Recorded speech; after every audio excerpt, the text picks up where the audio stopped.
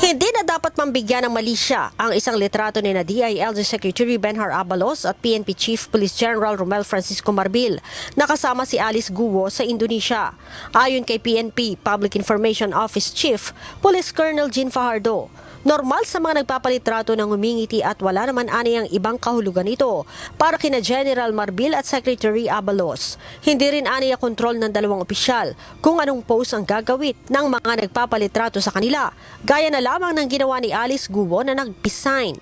They are requesting that do not put too much issue doon po sa photo po na yon, na nung dumating po sila doon at ni-receive nga po nila si Alice Guo, there were some little talks po at nagsasalita po si Alice Guo. There was someone na sinabing na i-document lang nila yon at yung dalawang si SAEG at si SIP just look at the camera and just smile.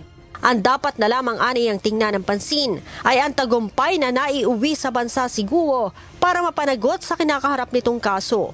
Gayunman, kung mayroon man aniyang na-offend o hindi nagustuhan ang litrato, ay humihingi ang PNP ng pasensya sa mga ito.